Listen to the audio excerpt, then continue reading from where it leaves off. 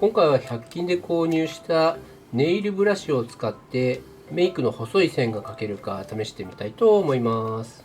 4種類あるんですけど、この2つはダイソーさんで買って、これもダイソーさんだったような気がするんですけど、もしかするとセリアさんかもしれないです。どっちにもネイル用の細いブラシっていうのが絶対売っていてですね、これがかなり極細なんですね。ちょっと全部出してみます。筆先はこんな感じなんですけど、基準となるのがゴッドハンドさんの極面層 M というのを持ってるので、それと細さを比べてみるとこんな感じ。ゴッドハンドさんの筆はかなり細いので、さすがにそこにはかなわないんですけど、似たような細さですよね。穂先が細ければ細い線描けるんで、なかなかいい線いけるんじゃないかなと思います。まずダイソーさんの穂先が長いやつですね。こういうところ細いですよね。描いてみます。穂先は細いんで、かなり細い線が描けますね。ゴッドハンドさんの筆と同じぐらいの細さですね。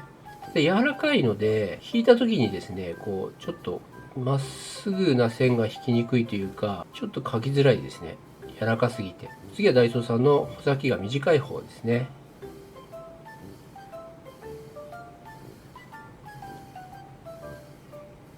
っちの方が描きやすいですね。多分毛は同じだと思うんですけど、穂先が短い分、コシがあるっていうんですか。だから線をこう引っ張った時にしっかり線が引けるので、さっきの穂先が長いものより描きやすいですね。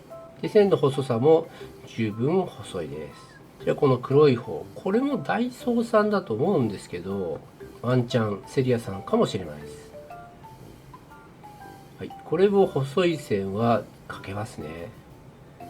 で、ダイソーさんの長い方と同じように、穂先が柔らかいので、こう引っ張った時にですね、こう線がブルブルって揺れちゃうっていうんですか。まっすぐの線をきれいに描くにはちょいと難しいかも。もう細さは十分じゃないですか。最後に同じ系統の穂先が細いものですね。これも先は細いので同じように細い線が描きやすいです。短いものはですね描きやすいんですけど、長いものはですねちょっと私が慣れてないせいかあまり描きやすくないかなと。ここら辺も好みが出てくるんですよね。短い穂先の方が得意な人と長い穂先の方が得意な人、こういうところを描くときですね。一番描きやすかったこのダイソーさんのこれは描きやすいです。描きやすいですねこれ。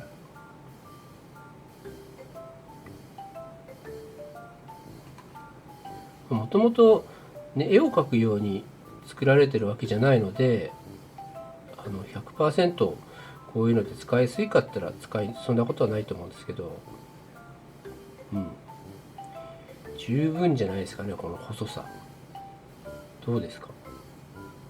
この4本でどれがいいって言ったら、このダイソーさんの白のこの短いやつ、これが一番今使いやすいです。